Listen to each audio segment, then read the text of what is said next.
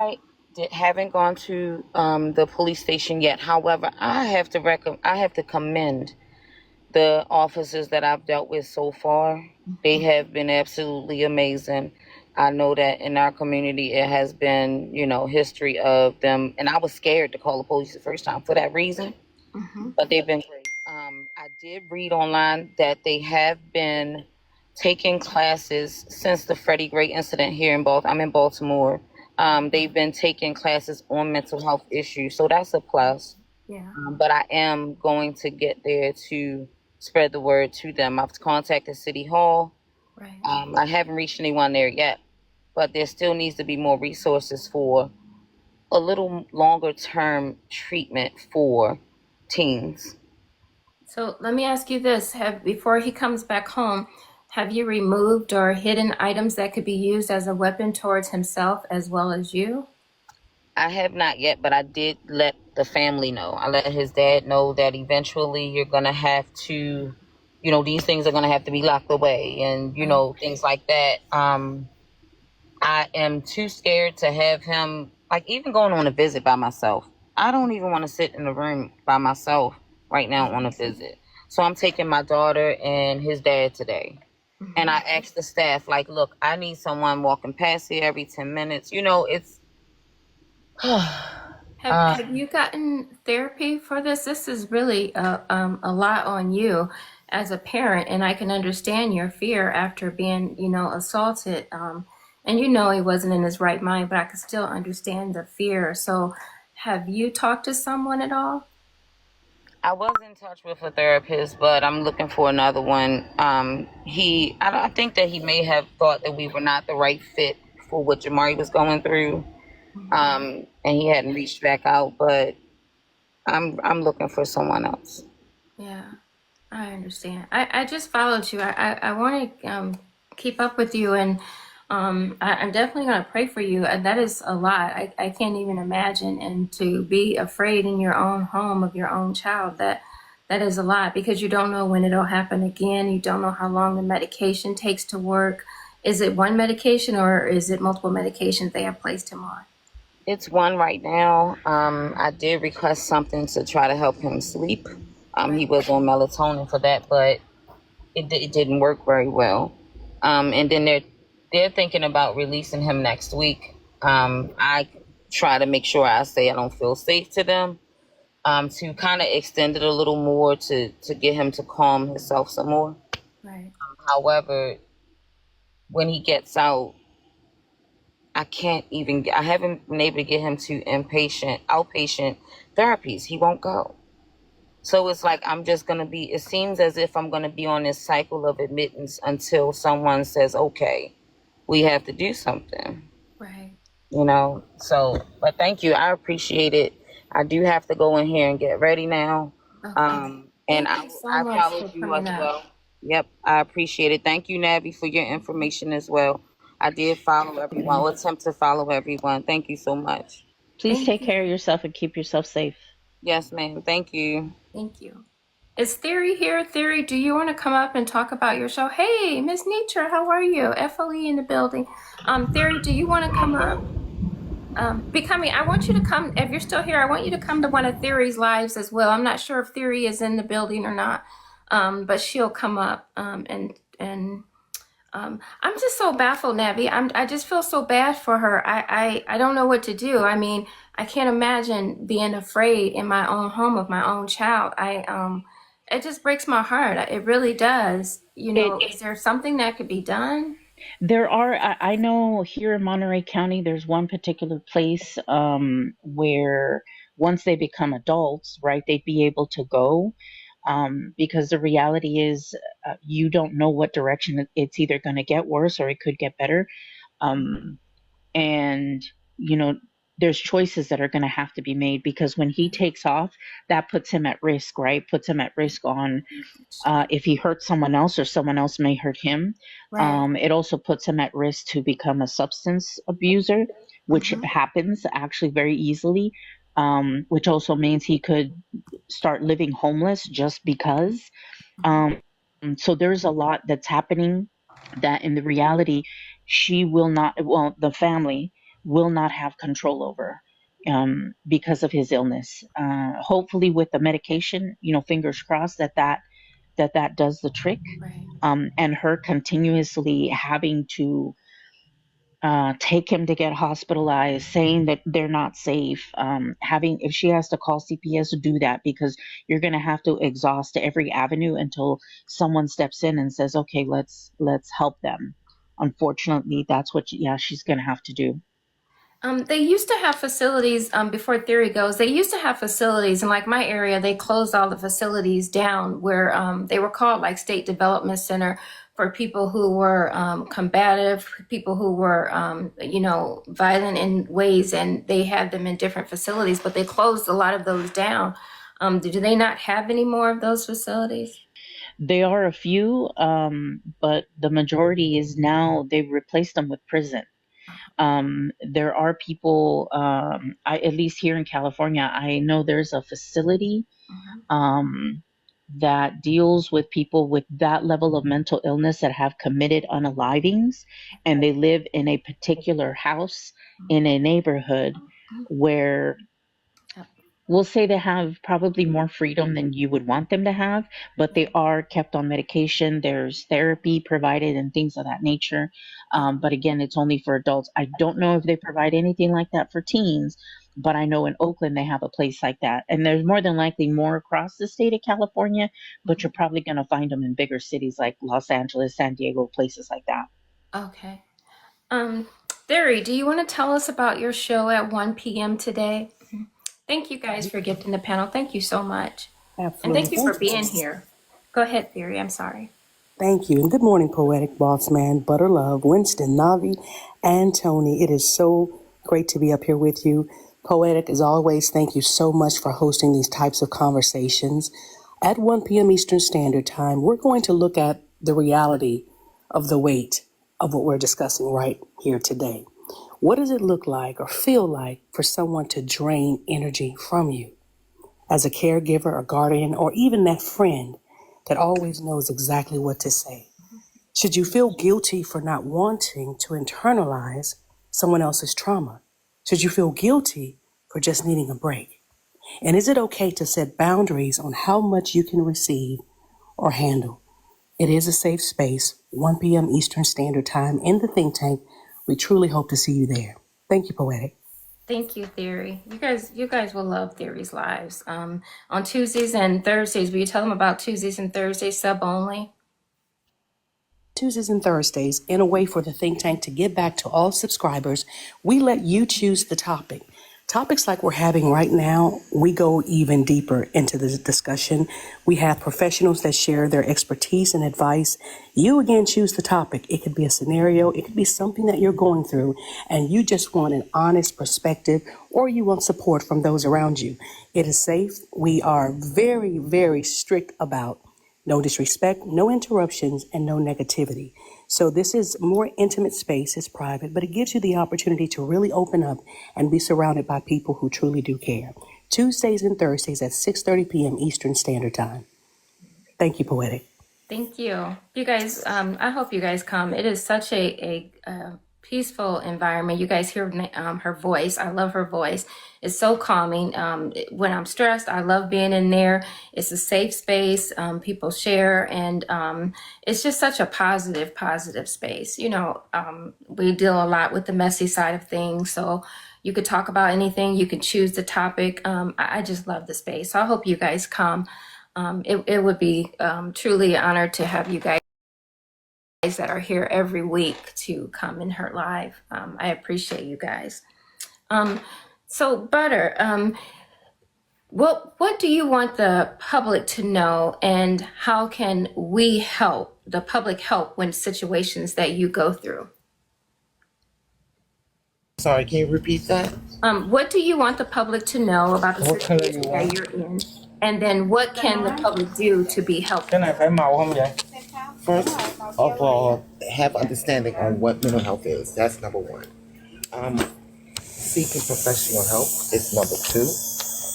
And understand that it's okay not to be okay. That's very important. Listen to your children when they're hurting. Our kids are suffering at a rapid rate with life. You know, when your child comes to say, "Mommy, I don't feel good," listen. Is it a physical or is it a mental? What is the problem with that? Understanding that I'm not okay sometimes. I've been in this game for 16 years, watching my mother suffer, watching my son suffer, and dealing with that. It affects your mental health. So for the caregivers and parents who are dealing with children who are, no matter what the disability is, find a support system, find a group. You can create your own group. Even on TikTok, you can type in caregiver support. I'll pop up on there. You know, and it's not just the schizophrenia issue with my son. It's not just the Alzheimer's with my son, but it's also the traumatic brain injury. These streets are not kind. My son has had his head split open 6 times because the streets do not understand mental health issues. You know, for those who are advocates like me and activists, hold out a public space, get a pop-up tent, have people come, say, "Hey, I got this information for you." Do your due diligence when it comes to information. Please note that not everything works for everybody, and that's okay. Um, Stop letting other people self-diagnose a loved one. You need a professional. I'm not a professional. I can't diagnose anyone. I can't tell anyone, "Don't take meds, take meds." Unfortunately, my son has to take medication. And when you are dealing with someone who is on medication for mental health issues, for the love of God, have a great relationship with your pharmacist. Doctors know the medicine. The pharmacists know what the medicine will do to the body. Understand the side effects of the medication that they're taking. It is a lot Đi that xuống entails when lên it cái máy comes lạnh to 74 giùm nhí. Nó you quay and hồi mental bứt cái máy health. lạnh luôn á. Okay. I think there's somebody trying to come in the box. Cash, is that your name, Cash? It's Kashi. I'm sorry. Kashi, I apologize. Hi, Kashi, how are you? Good morning, everybody. How are you? Good morning. No, I just wanted to say this. I just wanted to touch base real quick. Because I love that everything that's being said. It's so true, everything. I call this a Pandora's box because you have so many.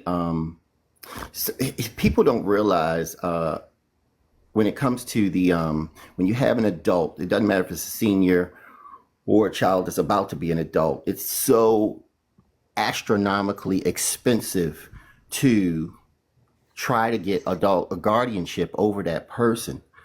And even seniors, when you haven't done people are so private now, relatives especially, people, they just, if you haven't done estate planning ahead of time, given people or have anybody, some people didn't even have people who they can trust to give those powers to. It's so convoluted because you would have to get, if you see like the gentleman was on early and so many people were talking about earlier, when you have people who, or relatives who are showing signs that they cannot take care of themselves, or they're danger to society or danger to themselves, you have to first when you petition the court for guardianship of them or for guardianship powers or saying that they're incompetent, you have to hire an attorney for yourself. You have to hire an attorney for them. That's 2 attorneys. Then you have to secure 2 doctors to say that they have this problem that you're petitioning the court for, or you have to petition the court to force them to get those evaluations. It is astronomically expensive, and most families can't afford those costs. So when you have the person just functioning, and then you're just doing the best you can to take care of them without going through those venues, guess what? You have these mishaps where they're flaring up and they're lashing out at you or the public, and in their sad situations. But like you were saying yourself, there were centers that they used to have for the children. It's all about cost when it comes to the medical as well, because if the person gets, if they're seniors or adults, period, if they're adults and they get and they're seeking the help, all of these places are going to nowadays, they're going to control these behaviors and these conditions by medication management.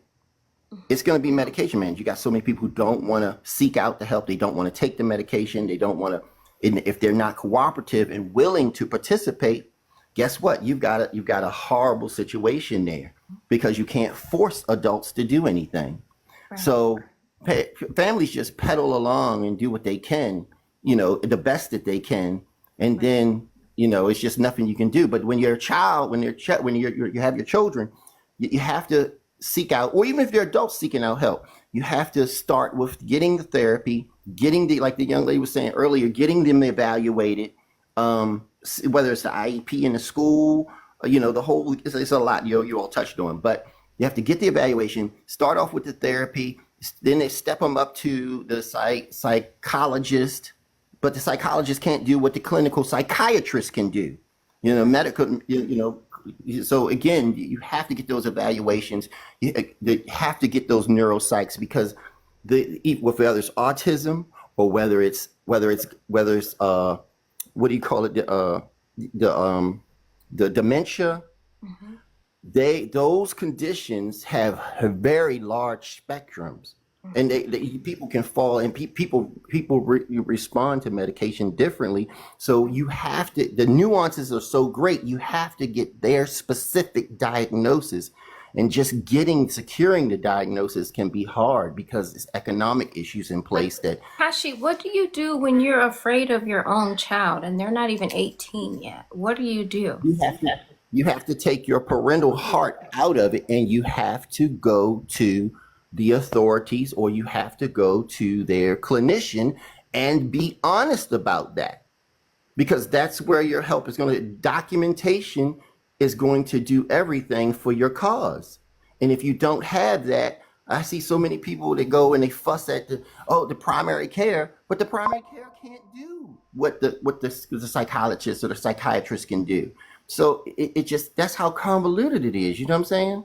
When you're afraid, you have to speak up and state that. You have to be willing to call 911 or call Child Protective Service and say, this is what's going on, or talk to their primary care so that you can get the referrals. And if you can't get them to participate as a child to go with you, you know what I'm saying, to those appointments, then, there's different venues based on what the person or child is willing to do.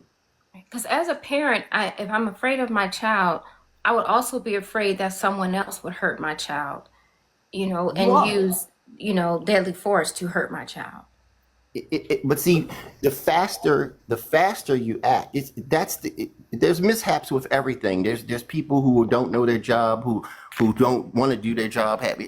There's bad apples everywhere.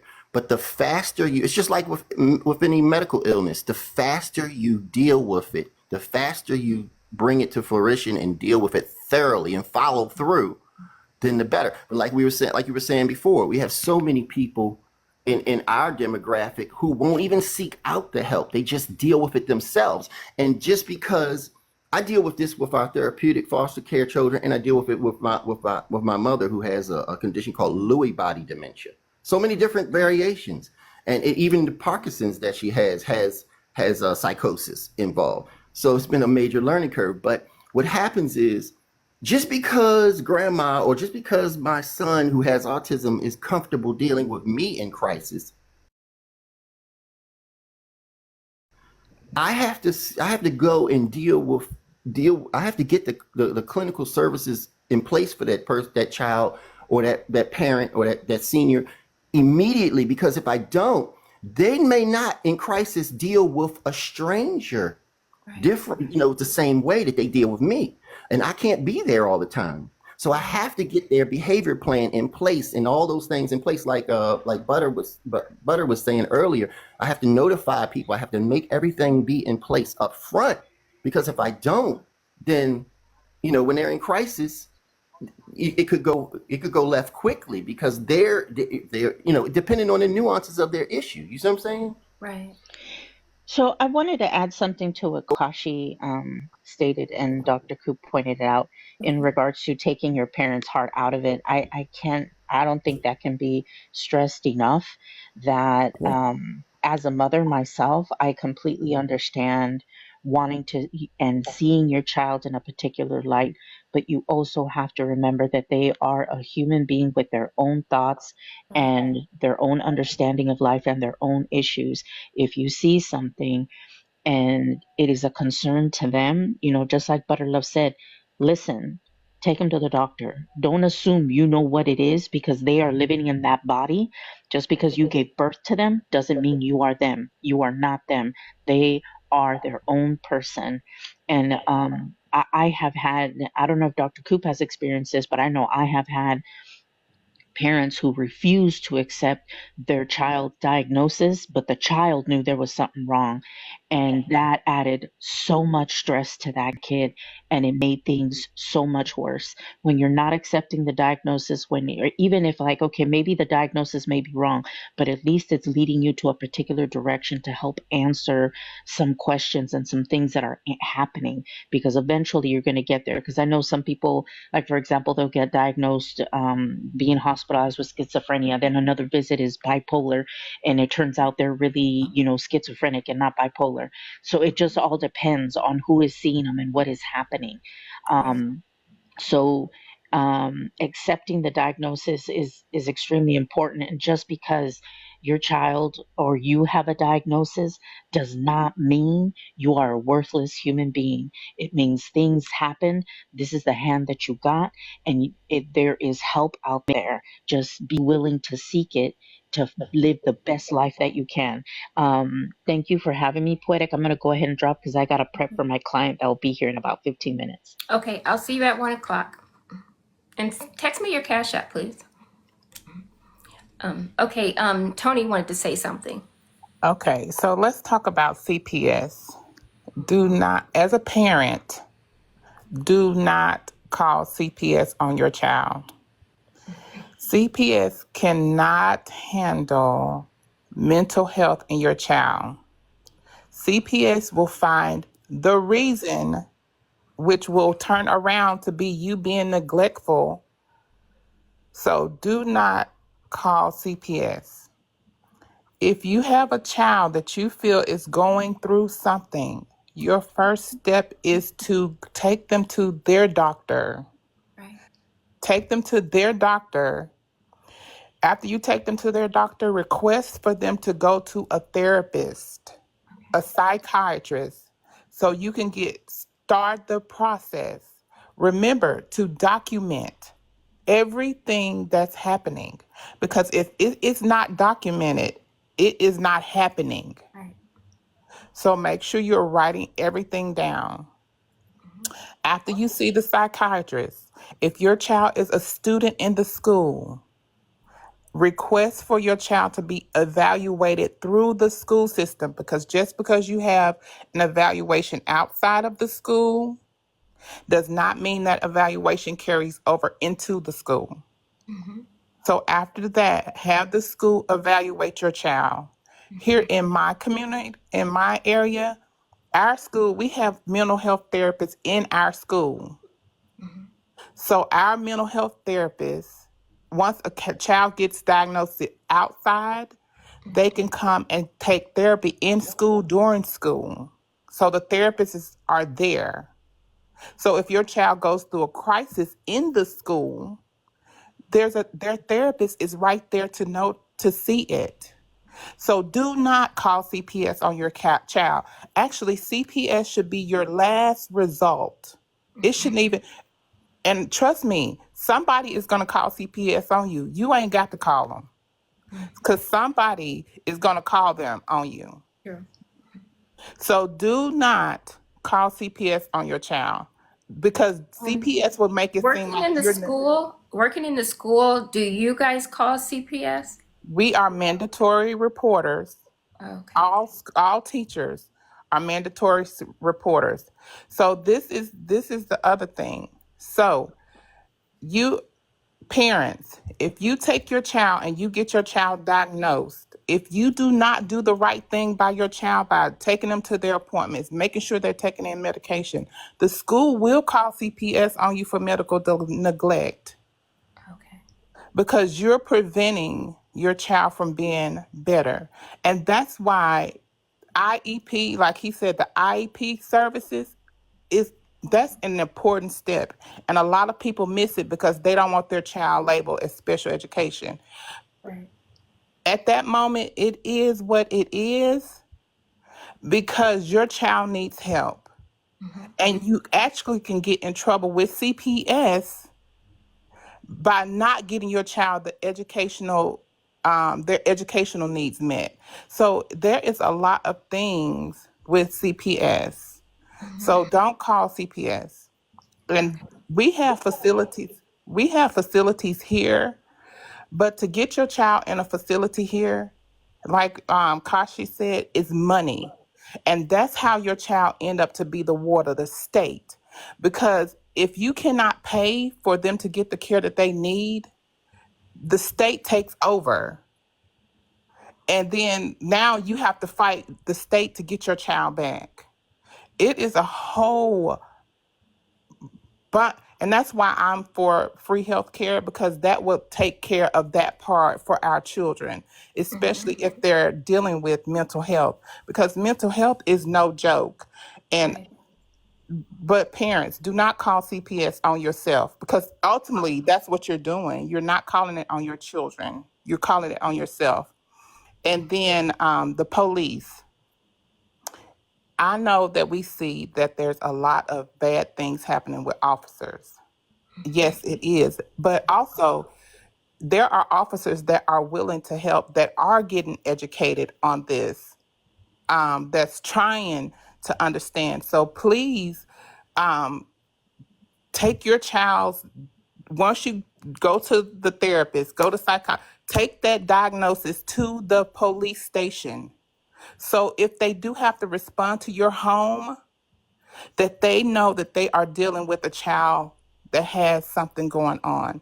There are stickers you can get to put on your car. Like I suggest that my parents with children with autism put a sticker on their car, so if they get in a wreck or something happens, that the police officer knows when they come up to the car that your child has autism or something is going on with your child. So if the child does not respond in the way that the officer wants, they will know. Put it on your door at your house. There are stickers you could put on your door at your house to keep your children safe, because as a parent, it is my duty to love my child in whatever crisis they're going through.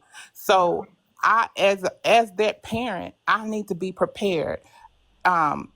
So as a parent, always start with your primary care doctor and then go to therapy for your child. Do not call CPS on yourself, because they going to tell you that you're being neglectful. I had a parent that called CPS on her child, and they locked her up for neglect, because they said that she was not doing what she needed to do to care for her child. So don't call CPS first.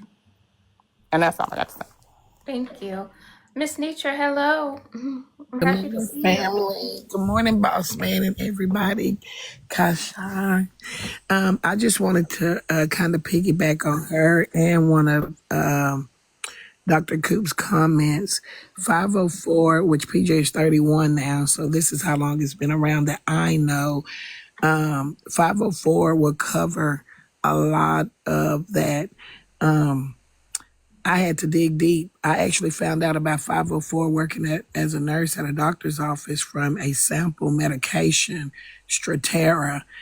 The school never ever told me. My son, I could tell my son had a learning disability, and I tried everything. He was in second grade, and putting up samples in a closet, I found out about 504. So the school did not want to offer it to my son. So I had to go to the state to have my son tested. And 504 followed my son all the way to high school. And when we entered into high school, of course, we were able to put other things in play. But that 504 helped my son. When I tell you that was the best thing, moving close to the teacher. If he had 50 questions, he was only graded on the questions that he could answer. So 504 is something that parents should look into because it does cover a lot of things, behavior, fidgeting, a lot of things that your kids that people don't pay attention to, wandering off, all these things that if you do an EPSDT, where you go through these questions when you do an EPSDT assessment, wandering off, pointing at something and they can't identify it, their names, different things like that. Get together, you're a force to reckon with. You can that those parents can get together, go to the school with concerns, and it moves the school. If you don't pay attention to your child, trust and believe sometimes that education, thank y'all for the gifts, they're not going to pay attention. So if you have to stay connected to your child, you have to show concern with your children. If you don't, I'm sorry, sometimes they don't have those teachers in place that will. But thank you for people, educators like Miss Tony, that are in the school systems that will get the proper help for your children. So I just wanted to say that. Thank you, Miss Nietzsche. I appreciate it. Thank you. So I'm going to do final words. Tony, I'll start with you and then I'll go up. And Miss Nietzsche, you can do final words as well. Okay, go ahead, Tony. Okay, so I see some people asking the difference between an IEP and a 504. A 504 gives teachers more wiggle room.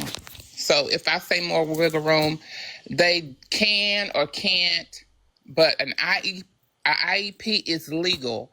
An IEP is the legal document that if they break it, if you say that my child needs to have a assistant all day long, and you find out that your child is not having that assistant, there is no wiggle room for the school to say, we can't afford that. No. If that's what your child needs, that's what your child gets. So a 504 is, yes, it's for, like if they break their leg or say they have ADHD or ADD and it's not, and they just need to be pulled from the room or need a quiet place to do something. That's more of what a 504 does. Okay. It helps with the allergies but if your child has autism, real serious things that hinder their education, an IEP is your legal document that will keep your child getting the accommodations and all the things that they need for education. Do not take your child off. Do not let them take your child off their IEP if you think they still need their services. And that's for anything.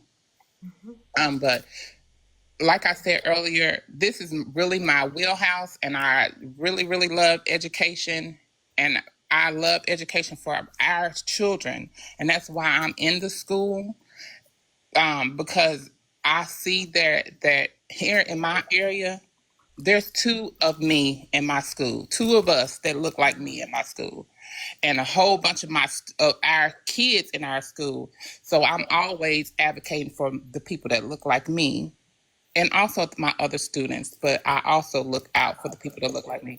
So please remember. Let me ask you this before you finish. Do you know other educators on this app? I would love to have you guys back next Saturday to discuss IEPs and 504s and discuss what the teachers go through from your point of view.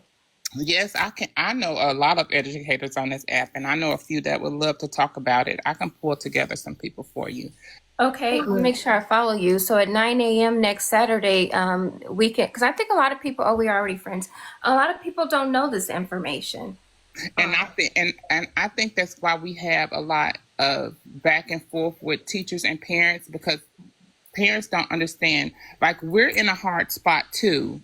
Like I want to go hard for my parents and my students, but also I have things that I can't tell parents. That's why I always try to be with most of my students. I know their parents on a personal level, like we're friends. So if I have to tell them something about their child, they listen to me. Right. And if I say, you need to take your child to see a therapist, they take their child to see a therapist because they know I'm not going to steer them wrong. Right. So that's where I think a lot of teachers need to start building trust with parents. That's my first step. And I'm the behavior interventionist, so I deal with every student in my building, all 554. And of that, about 60% of the parents I know personally.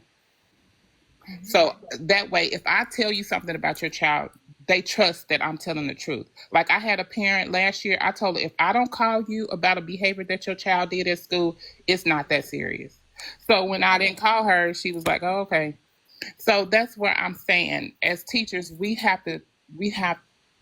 need more of us to deal with us. And I just really feel that way. Okay, good. So if you can invite your friends, and Dr. Coop, she worked in the school system for 20 years, so she will come as well. And Kasha, you're more than welcome to come as well. Am I saying your name right? So you could do your final words, but I would love to have you as well, because I think a lot of people don't know this information. We don't know what is available for our children out there. Go Yeah, ahead, you're Kasha. saying it. Yeah, you're saying it right. It's Kashi. It's much like Rashi is Kashi, just two syllables. Okay. But nonetheless, IEPs are phenomenal. I use them constantly with our therapeutic children. But individual and 504s will follow you through. Colleges honor 504s, but yeah, you're right. Most formal is the IEP. IEP stands for Individualized Education Plan. And yes, it is Department of Education it's a federal mandate. A lot of schools, this is why documentation is so important, and getting your child and your loved one formal evaluations, formal. And because the IEP, schools are being inundated with IEPs nowadays compared to some districts and some areas. You won't find so much kickback, but schools who have a lot of IEPs and a lot of children that are getting these helps, you'll sometimes get kickback from the school where they're not trying, because they look at the formal evaluations that they do, and if you don't have formal evaluations like a neuropsych to bring to the table, they don't have to accept it if it's not formal. And what'll happen is they can tend to sometimes kick back and say, it's a team decision. So everybody at the meeting makes a team decision. And if you don't, as the parent, if you're advocating for your child, and if you don't agree, or you insist, or you really feel like your child needs this service, and they're not advocating to give it to you because by the team decided not to, they outvoted you, don't be afraid to appeal or to take it to the next level, because you have safeguards in place where you can appeal and ask for it to go, and they can reevaluate at another level. So please get your child or your guardian. If it's earlier we were talking about seniors, don't hesitate to get that geriatric evaluation. You must get formal evaluation. And I'll tell you one last thing: when you go to the therapist, when you go to the psychologist or the psychiatrist, each time you go to that visit, because they put plans in place, don't just assume, don't just let it go. Get that documentation get the paperwork, get the plan from them. Every time you go, get documentation that you've taken them and what that plan is and what they think the progress is that they're making. If you don't keep amass those type of documents, you're like everybody was saying about the CPS, don't call them. Or if the school calls, or anybody reports, they're going to be looking at those documentations. And let me tell you something, it's horrible months and months later when things go to court, when they've subpoenaed those documents. It's horrible but it's much better when you have them and you can say, look here, this is what I'm doing. If you have your documents in order, you can do a heck of a lot more for your child or your loved one. But yeah, it's a wonderful situation. Wonderful. Thank you so much. I would love to have you come back next week, because I have so many questions. My children are 36 and 34. I don't even know if they had this back then. But I just wondered, like, how long is the process? What's the process? Our children slipped through the cracks. So I have so many questions about this. I would love to have this discussion next week. And it may help other parents out there that don't know what can be done. Ms. Nitra, final words? Yes, thank y'all for the gifts and love. I really appreciate it. I wanted to say, with the 504, I actually wrote TEA because they wouldn't Like I had to fight, and I had a paper trail. I had the diagnosis. I took my son to the doctor. He was properly diagnosed with ADHD. And so it wasn't easy. And I heard and I saw the comments too about it being more on I guess the medical side, not here. And it depends on the area. I live in a town with a population of 18,000, small population. I'm not in a big area like you can walk around your yard and be at Walmart, you know. So we're not in those large places where things are put in place properly. I had to fight. I had to go way past the school. I knew it was something wrong with my son, and the school was saying it wasn't because they were testing him inside. I had to get people to come from outside to come inside the school to test my son. It was like pulling teeth for my child to have the proper education because of his learning disability. So, and again, he was in second grade. He's 31 years old now, getting ready to be 32. So I'm sure things have changed, but it wasn't easy. Right. And just from experience, I just threw away some of PJ's paperwork from second grade because I keep almost everything. But I'm going to dig and find some of those papers for whenever you all do discuss this, Poetic. I'm going to try to see if I can